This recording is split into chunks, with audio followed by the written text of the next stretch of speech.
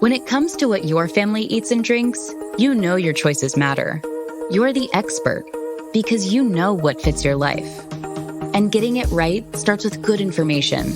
That's why America's beverage companies are sharing more information about our ingredients at goodtoknowfacts.org. No spin, no judgments, just the facts straight from the experts for more than 140 beverage ingredients.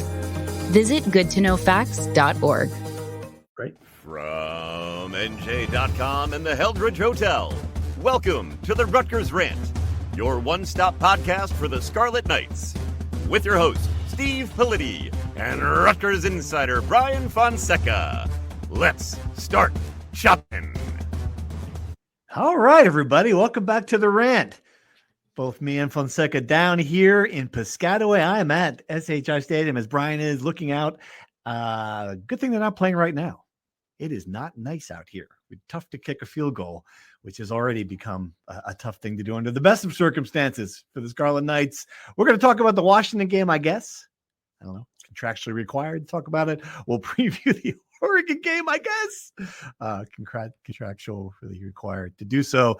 But I mean, come on. At the risk of becoming a Penn State podcast, the most interesting thing that's happened by far in college football, Penn State firing James Franklin since Rutgers plays them. I think it gives us an opening to just start with that because I don't know. I mean, I get it, Brian. I understand why they did it.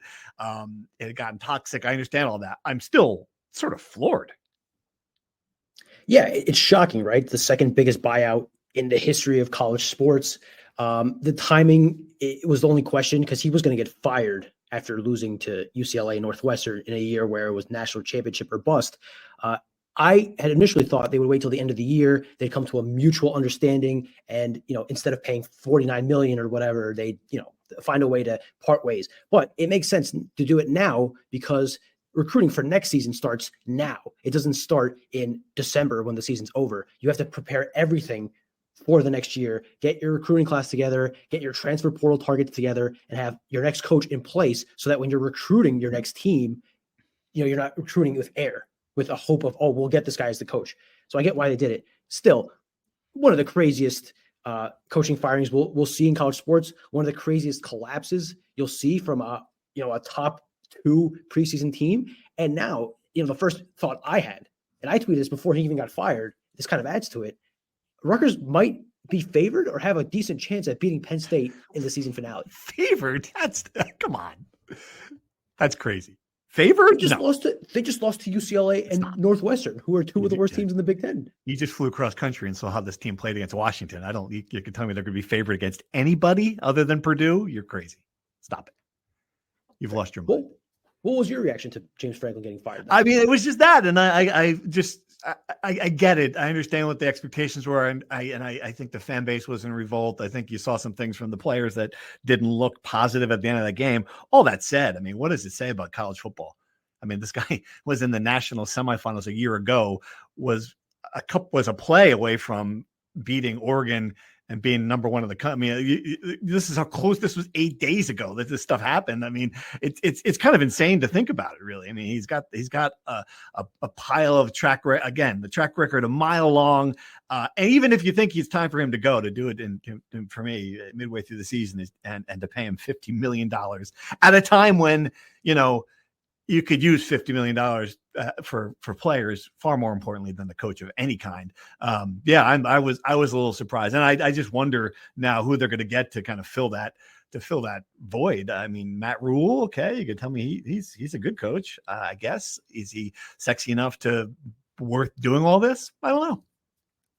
I think anyone but James Franklin will be very welcome in State College because this says more about Penn State than it does college sports, in my opinion. Penn State wants to win a national championship. It thinks, rightfully or wrongfully, that it is a program that should be competing year in, year out with the best in the country. And they didn't under James Franklin, who they call him Big Game James for a reason. He just doesn't win the big games, but he won enough with the little games to keep going.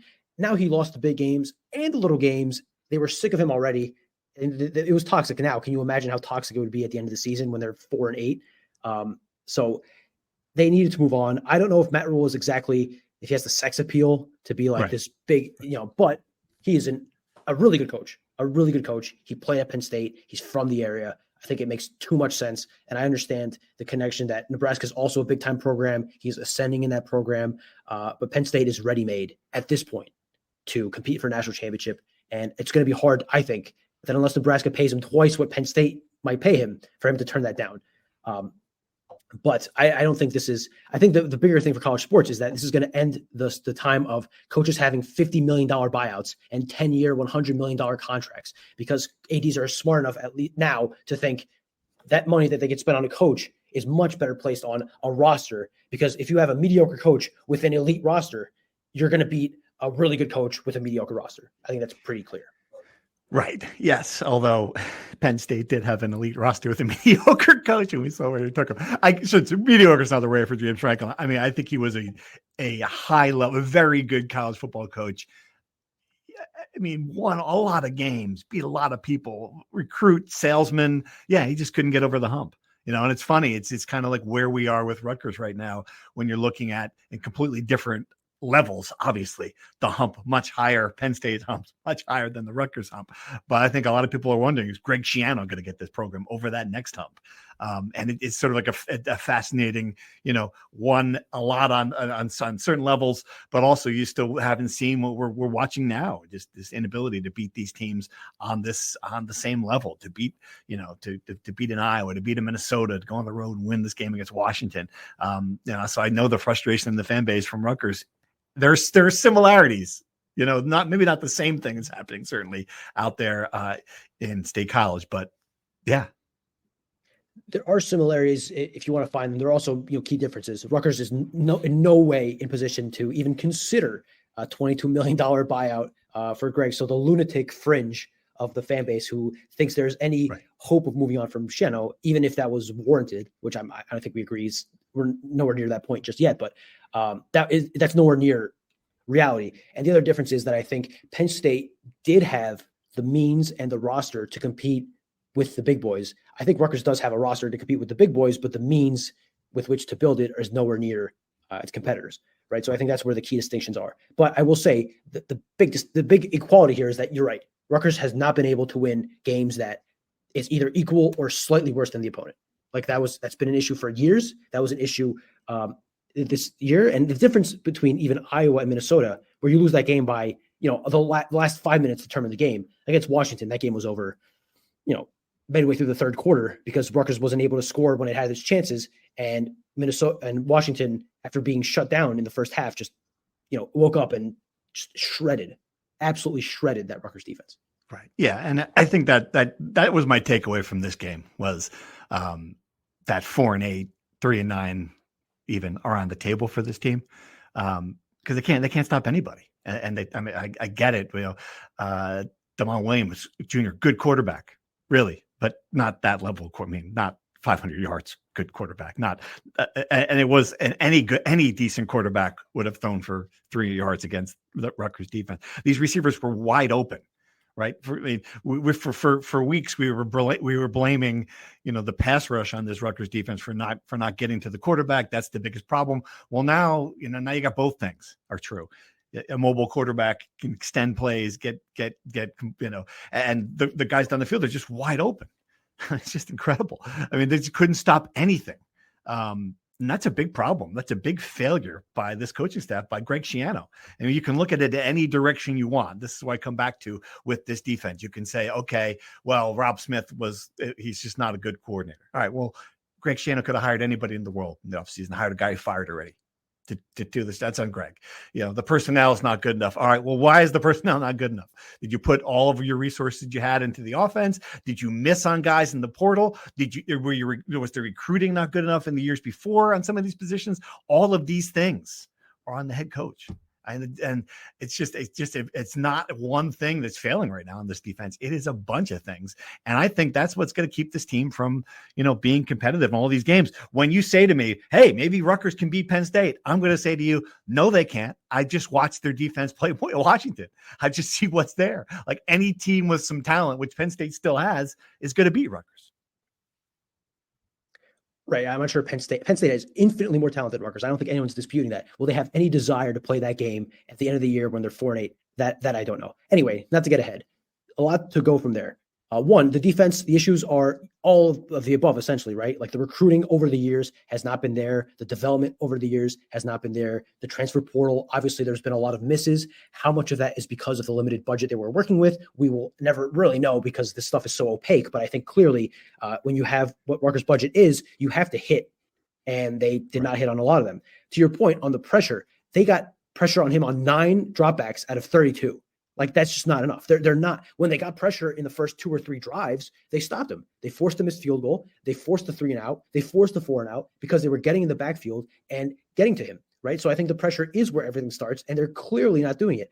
Now, in the secondary, when they don't get pressure, Greg said it best, right? There were plays there where if the quarterback just throws the ball up in the general vicinity of a receiver, he's going to catch it because he's so wide open. Like the second touchdown they had, it was Bo Mascal one-on-one. Boston just kind of shoves him a little bit to the side, and he's just sitting there waiting for the ball for 2 or 3 seconds because he's so open. This defense has so many issues. And I think that I agree with Greg in a way about play calling being overrated because they can call the greatest play in the world, but they just don't have the talent and the guys to impact the quarterback. And then no matter if you have, Jalen Ramsey playing cornerback for you, he can't guard a guy for 10 seconds because the quarterback does what he wants. And then when you do bottle up the quarterback, a guy like Devon Williams, who is mobile, he finds the seam and just runs into acres of space because either A, the linebackers don't know where to be, or the way things are, he just has so much space to run into and they can't tackle him in space. Jay Elad got beaten in space by a receiver really badly. Like, the issues are long, and to your point, that will be why there's a legitimate question of, will Rutgers win another game this year? I don't think that's an outlandish question after what we just watched the first half of the year. No, and if you put you said, will they win one? Yes. If you put it on 1.5, like go over under. I don't know which direction I'm going. Put it that way. I think they can beat Purdue. I think they can beat Maryland. I still think, those are two. Will they beat both of them? I don't know, man. That's a tough question. And this is one that comes up a lot now. Would a 4-8 season with a win in Penn State be better than a 6-6 win without it? I mean, would a win against a damaged Penn State, James Franklin fired, reeling team, would it be enough for you to save this season? What do you think? No, I don't think this win over Penn State. I shouldn't say this win. If they beat Penn State, this Penn State, who lost their starting quarterback, who fired their coach, who will have players entering the portal en masse over the next 30 days, who their expectations were to win a national title game. So a potential winning in for a bowl game at the Pinstripe Bowl is not going to get them to any level of desire, right? They barely wanted to play against Northwestern. You think they're going to want to play against Rutgers 2 days after Thanksgiving? All that said, it would be nice for Rutgers to end a 3-decade drought against Penn State. I don't think there's any universe. I guess my answer to this question comes with this answer. There has been discussion of whether if Rutgers beats Penn State on that last game, would they rush the field? Should the fans storm the field? My answer to that question is no. If you think the answer is yes, that means you think it's a win that salvages the season. If you think the answer is no, like I do, then I think it's a win that it'll feel almost empty, I think. It would be embarrassing to storm the field. A national embarrassment to storm the field against I don't care how many times they've beaten you in a row. It's a bad team. You're beating a bad Penn State team. I will say a win over them would be satisfying. I think it would erase a lot of the bad this season. I think it would, especially come at the end of the year. It would, it would certainly, to me, it's better than winning the Pinstripe Bowl, beating Penn State. I don't care what Penn State's record is. It would be a satisfying thing. It would not be a lasting thing. It would not be the same as, say, the Louisville win or games that stay with you for years down the road because of the stakes involved. There'd be no stakes. It would just be nice. It would feel good. That's what we come to the stadium to be happy sometimes, right? I think in that way, it would be a good win. It's not a storm the field win. Do not storm the field, people.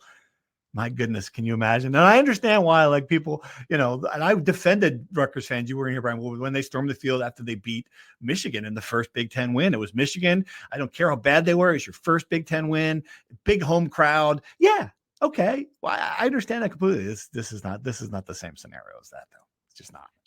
I agree. I think if they beat Penn State, it would be a lot similar to that Michigan win in that, yes, on paper, you're beating a blue blood program in the Big Ten, but you're beating a wounded animal, essentially. So I guess to get clear on this, you think it would be better for Rutgers to go 4-8 and beat Penn State which Max Scheiner coined. I think it's a great little phrase. 4-8 and beat Penn State. 4-8 and beat Penn State.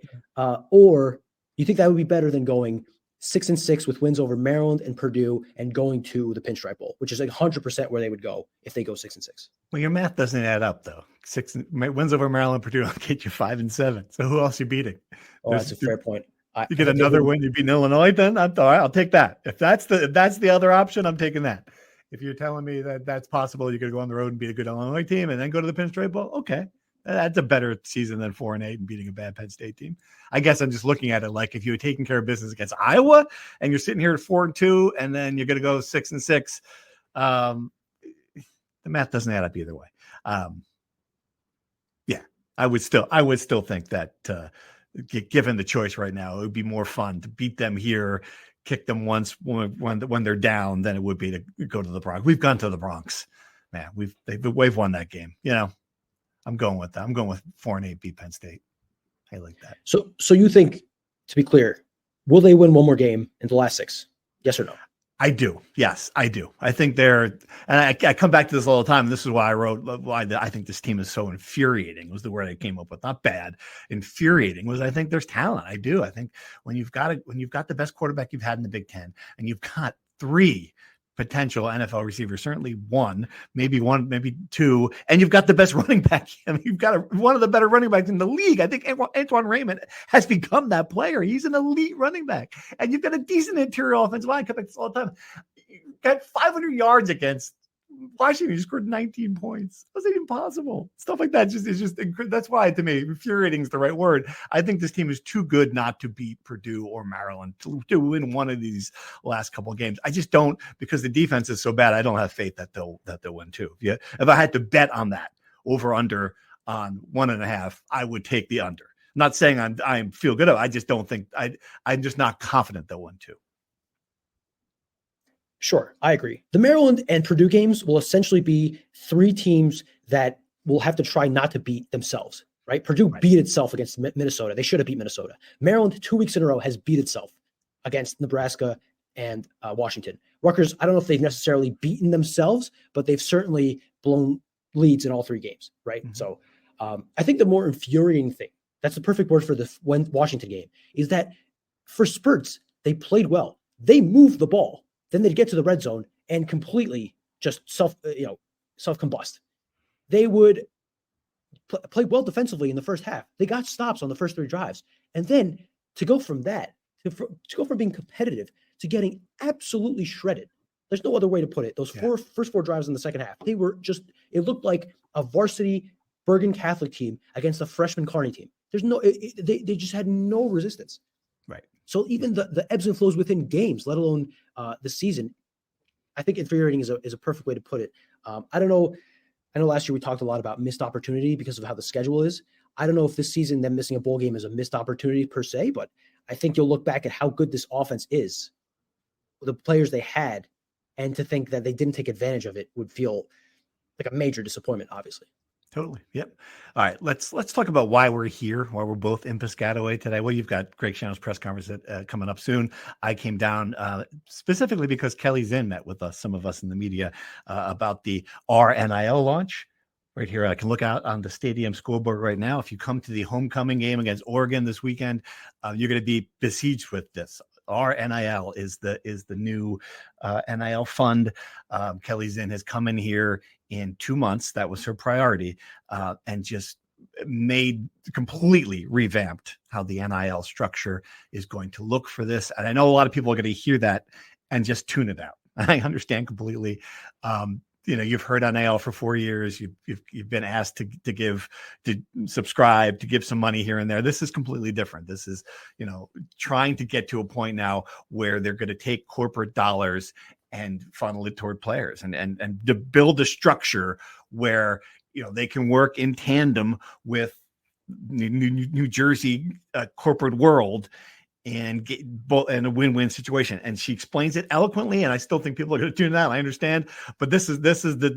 This is kind of like, if Rutgers is going to succeed in this marketplace, in this world, this has got to work. Right. That was my main takeaway from talking to Kelly Zinn today. Yes, she understands the urgency of NIL. She's building out a staff. She's supposed to have at least 4 hires made, 2 of them coming next week, she told us. And again, there's urgency there. There's an understanding that if this team is going to have any success, team meaning football and men's basketball, it's going to have some fun that's comparable to its peers, right? She made a good point that NIL doesn't guarantee wins. I agree with that. Obviously, we saw it with Penn State, but I think having comparable funds gives you a much better chance, right? And I don't think NIL, to be clear, I know people are going to say this, is the reason they lost to Minnesota, Washington, and Iowa. I don't think if they had an extra $1 million to work with, suddenly they score 7 more points, they are get a defensive stop. But it certainly would give them a chance of having better players, which ultimately gives you a better chance to win, right? Will it work? I don't know.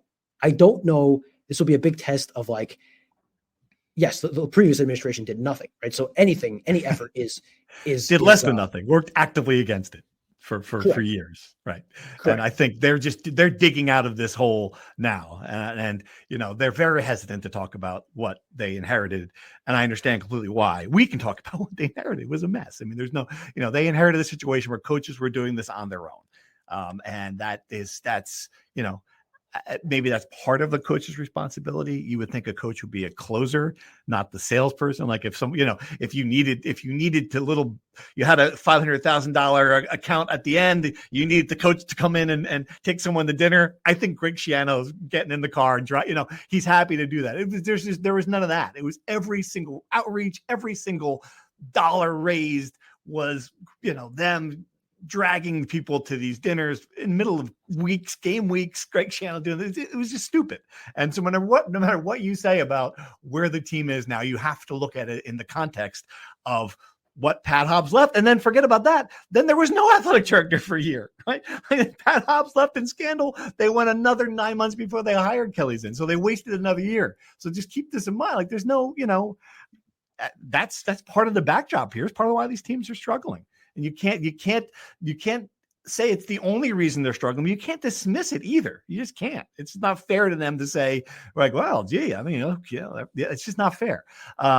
So yeah, and I think what I think when I see Kelly Zinn is she understands what needed to be put in place in here, and she's also very confident about it, Brian. That's like the takeaway, because my feeling is, having watched this, having been around people who've tried to do this, and for the most part, smart people who have failed to really get people involved. I mean, Kelly Zinn's like, hey, look, you expect in January, we're going to have a fund ready to help this team compete. And that to me, look, there's the confidence in that from someone who's done it, from someone who understands how it needs to be done. And I think the fact that they've prioritized this, they're building a staff, they're making hires, they could have 6 people out there doing this I think it's pretty impressive given the time that since she's only been here for a couple months. Right. And she's told me that they don't have time to waste time. And she's clearly living up to that motto by filling every hour she can with filling out a staff and doing this. I think she has to be confident because of the magnitude of the issue she's trying to fix. Right. I don't think if you're supremely confident, you have any chance of digging your way out of this hole.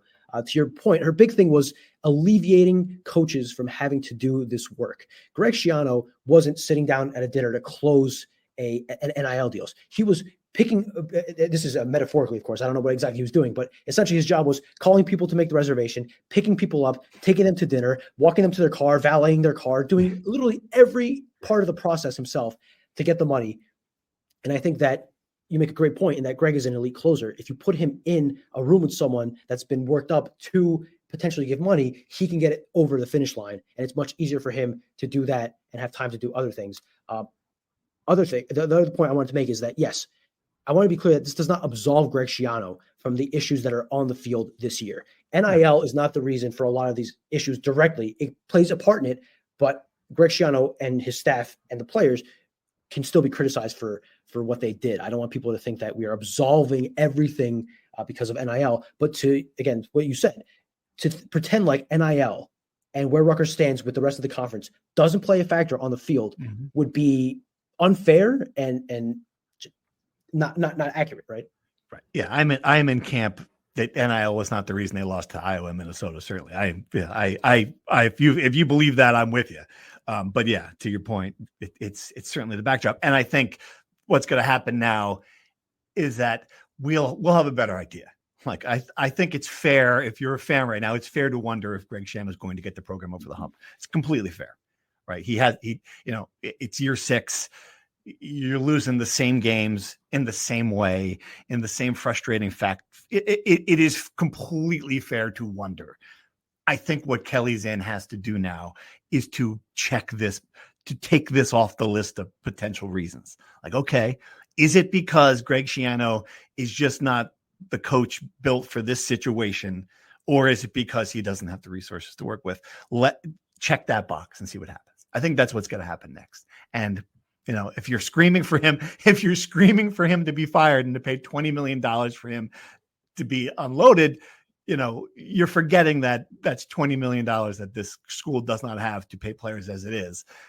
The resources for player personnel, it's just a tough sell. This is not Penn State.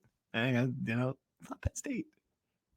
It's a tough spot to be in, but I do agree that would be one less thing to hold against Greg Schiano, right? If you give him the players and the money and they still lose these games, then you could pin it more so on him and his staff. Whereas now there's always in the backdrop that if they had more money, they'd have a better chance. That's always part of the conversation. Yeah. All right, let's take some questions. We had a bunch of them in Discord. A lot of them were along those same lines about what's going to happen, the decisions to be made. And a lot of them came in before Penn State made its decision. So, but this was one that what would be a better investment? And this is of the reported $100 million from private equity. That's another thing we asked Kelly Zinn about. She couldn't comment. It's not done yet. It seems like it's moving in that direction. There'll be money from private equity in the Big Ten. I don't know specifically where that money will go or what they'll use it for. I think, obviously we've talked about this a million times. Rutgers has facility issues they need to address, a deficit. There's a million places the money can go. But yeah, what would be a better investment for the report? $100 million? Would it be cleaning house? Would it be giving Greg $25 million to flip the roster to still not make adjustments, or cleaning house? It's a very funny comment. The point being, would it be good to invest that money in getting rid of Greg Schiano? Yeah, no, I don't think so. I come back to this a lot. It's a lot. It is a big nut. And I see what's happening in college sports. I think it's crazy, what some of these schools have done, in paying off these buyouts. And Rutgers just does not have the donor base that can absorb it. So the question is this: would you rather spend $25 million on a roster to give Greg Schiano a team comparable to teams in the middle of the pack? Or would you rather spend $30 million firing Greg Schiano, another $30 million on a staff that is at least as competent as Greg Schiano, right? You have to spend a lot of money to get people at his level or better. Again, Greg is the 12th best paid coach in the Big Ten, so it's not like they're splashing money on a coach. So you have to pay probably 1.5 times what Greg makes and his staff. And then you have to spend another $25 million on players anyway, right? Yeah. So in an ideal world, would it be better to spend that money on Urban Meyer and get the 2018 Buckeyes? Yes, that would be better, but it's not realistic. I think for what Rutgers has, if you get that infusion of cash, the answer is clearly spend it on a better roster. And then if they go 4-8, 5-7 again, then there's your proof that Greg isn't the guy, and you can kind of move on from there. But to even think about spending that money on doubling down on a coaching staff and then paying for a roster again anyway, it just doesn't make sense. Another question: what are the odds this offense comes back for another year with AJ Surace as quarterback? Does Strong come back if it means he might be a first or second rounder, or is the quarterback gap so large that he's better off moving to the NFL? If Ian Strong can be drafted, I think in the first 2 days, he should go to the NFL. And I think he probably will. I think he is a prospect. So now you're looking at does KJ Duff come back for another year? Am I wrong to think he was the better of the two receivers against Washington? He only got 4 targets, shockingly. Yeah, that's true. Is that right? Only 4? Man. Yes. All right. That's wild. What about Antoine Raymond? He's coming back, right? So I think, to your point, Ian Strong is gone, barring a shocker, right? It would have to be a bad thing. It'd have to be kind of a Tyreen Powell situation where he gets hurt and is kind of forced to come back, right? Otherwise, he's going to be it'd be shocking if he wasn't one of the top 3 rounds the way he's playing. So I think your priorities have to be KJ Duff, no doubt. Antoine Raymond, no doubt. Mm-hmm. And then the tackles that you have back, maybe a Ryder Langsdale or a Mushugiwa, and I know they're not playing right now, but you have to have some foundation there because you're already replacing the entire interior of the offensive line. So I guess the point being that there's no guarantee that KJ Duff and Antoine Raymond come back because they would command a lot of money in the portal and Rutgers has to re-recruit them. But if you're going to place order of priorities, those two are 1A and 1B of guys you need to come back to be able to at least have a chance of maintaining the same level offensively as what you have now. How many losses are we away from it being a smart decision to play AJ Surace? I know all Ethan's done for this program. I get it. He hasn't been great. And this is not me saying free Surace. This is an honest question. Like, at what point is it just smart to give him some experience to see what he does with the offense? Does that happen this year? No, I don't think Greg is the kind of guy that would do that anyway. I legitimately think even if they were 3-8 going into Penn State, and it wasn't Penn State, it was Purdue, for example, he would still play Ethan Kaliakmanis. One, out of respect for Ethan Kaliakmanis, and two, because I think winning every game does matter. Making a bowl game might be the thing for us, but I think them wanting to go 4-8 versus 3-9 is a thing. Also, to the way the schedule breaks out, I don't think you want to give your quarterback of the future his first real snaps as a starter against Ohio State, which may have the best defense in college football, or I should say does have the best defense in college football, and Penn State, which will not care, but they're still massive and will be a difficult challenge for him. So I think there's really no benefit in playing AJ Surace. And I do not see that happening barring, an injury or something like that to Ethan. Along those lines with the offense, why does this offense struggle in the red zone? And I put it in my column, but had 3 70-yard drives, double-digit plays, more than 5 minutes, and got 0 points on them, which is just borderline incredible. Why is this offense struggling in the red zone? They can't move the ball on the ground, right? They're not able to work with the short space. A lot of what they get are these so-called flyover yards that Greg Schiano talks about, where their wide receivers get into space and Ethan is able to find them on deep routes. There's not as much space in the red zone. I'm not sure why they don't throw more fades to KJ Duff and Ian Strong. We talk about how big and tall they are and how strong they are and how athletic they are. And it just doesn't seem like Dave Anderson had a great point on Aaron Brightman's podcast. When they didn't have these kind of guys, they throw fade balls every time they were in the red zone. Yeah. And now they have KJ Duff, and outside of the first drive, they just don't. Right. I don't know. I think part of it is play calling, part of it is personnel, part of it is, there's also moments like where Ethan is in the red zone. I think it's the third drive, and he just starts to scramble and his knee hits the ground and they lose 2 yards. Right. Like, just, I know lack of execution is a big deal. I think they didn't execute, and I think they didn't particularly have great play selection in the red zone. This is a good question that I should have tied into the NIL discussion, but I'm watching the pregame of Indiana today, and no one epitomizes us historically, if not worse, than Indiana football. How much do we need in NIL for players, and how much do we need in coaches, and how do we get it? I think the point is there an Indiana scenario here where it can turn around quickly with the right amount of money, and how much money is that? And you tried to ask Kelly Zinn, to your credit, to give you a dollar figure, and she's much too smart to do that. So yes, and I don't think any other Big Ten AD would tell us money anyway, but it's worth a shot. It always is. How much money? I don't know. A lot of money. Mark Cuban was quoted this week as saying he didn't say how much money, but a big amount of money to Indiana NIL. When Mark Cuban says a big amount of money, this guy's worth billions of dollars. That's a lot of friggin' money, right? So I guess the answer is Mark Cuban money. I know people love to point out Indiana. Indiana is just like an all-time anomaly in that they just got insane amount of NIL investment, and they found a diamond in the rough coach in Curt Cignetti, who has won his entire career, and for some reason no one ever gave him a shot, and he's supremely confident. He's backing up, which is what I appreciate most about him. Like, he will talk smack to you, and then he will win these games. But they have the money to build a roster. I don't know what to tell you. I know I've saw some stuff about the lack of star rankings on this team, but they have an elite defense.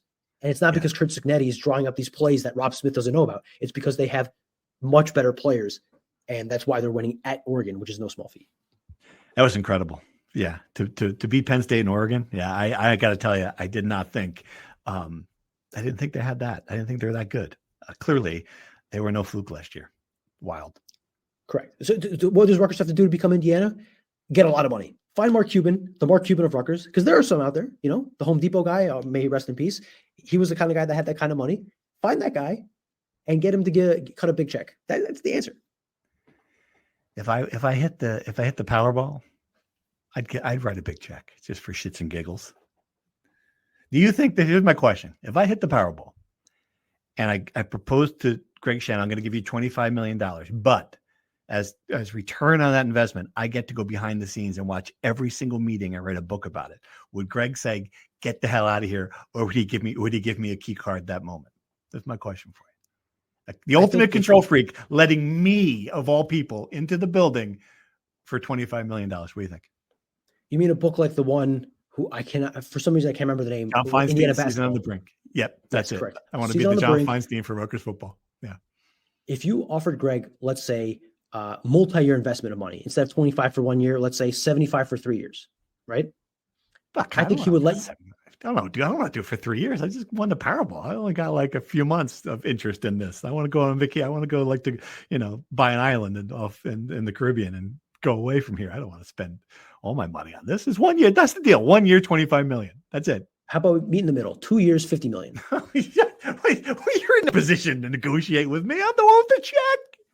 I'll go over. I'll do this with basketball. I'll go over to Steve Peichel and say, Steve, 1 year, $25 million. Steve's going to shake my hand, take my money, and give me a key card. I know that for a fact. He doesn't care.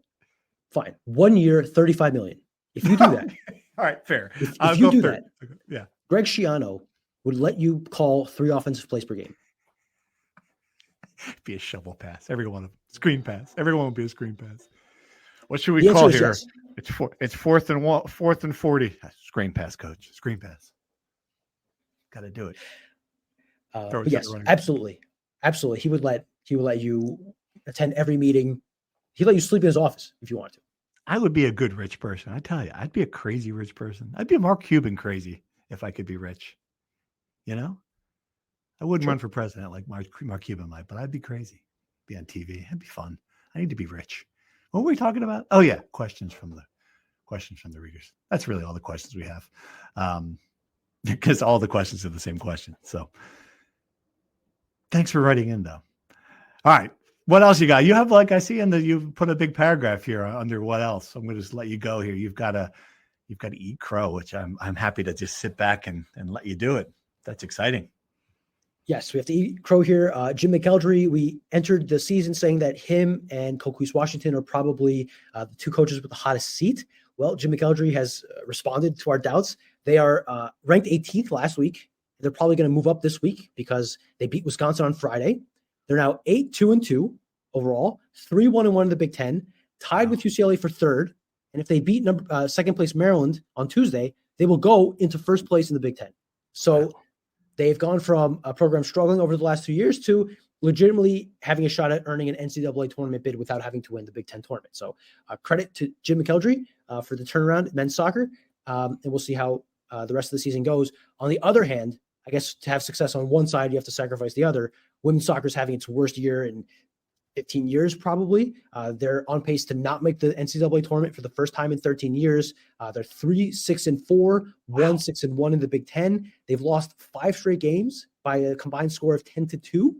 And they're at a point where they have to win the Big Ten tournament to make the NCAA tournament, which is, for anyone that's followed my Carney guy, Mike O'Neill's program over the years, that this is unheard of.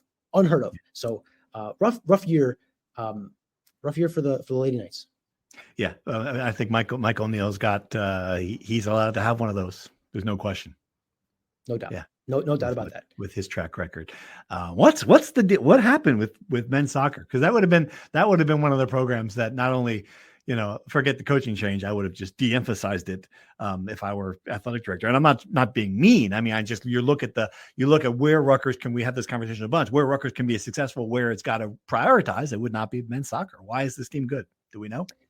I don't know. I got a great question. I have not done a deep dive. My guess, my high level thoughts that only come from this brain, I think they got better players. I don't know how.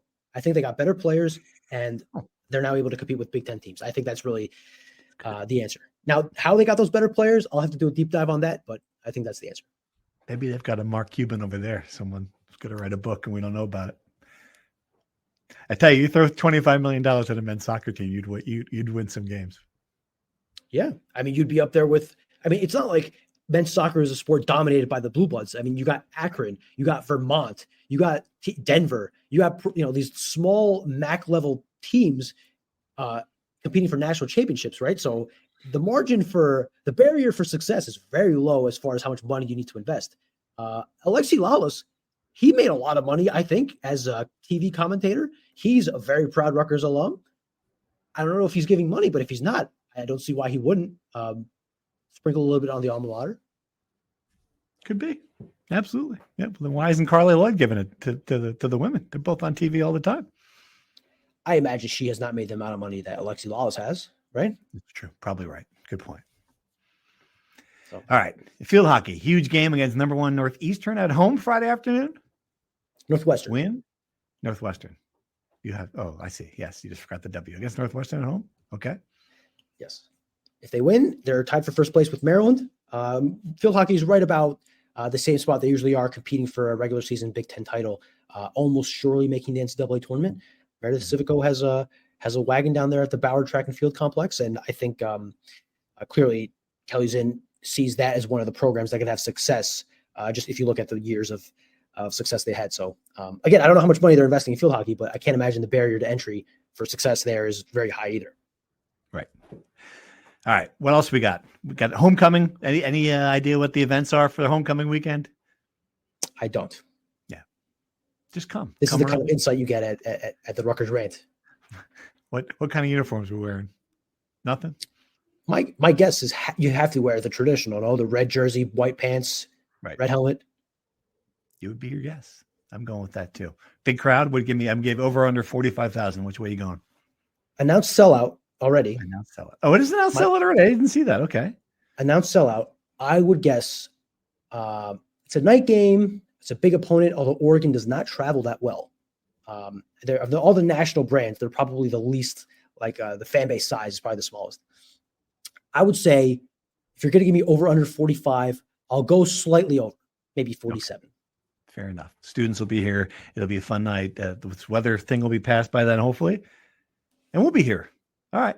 Let's sign off there. We'll be back later in the week to preview that game completely with a guest TB determined. We're already struggling to find guests, keep them on the schedule. What a surprise. Who would have possibly foreseen that? We would have trouble keeping after a good run there to start. Hopefully we'll have someone to come and help us predict. If not, it'll just be us two. If you got any ideas, shoot us a note. Thanks for listening. Thank you for listening to the Rutgers Rant, sponsored by the Heldridge Hotel. Head to NJ.com/Rutgers for more Scarlet Knight content.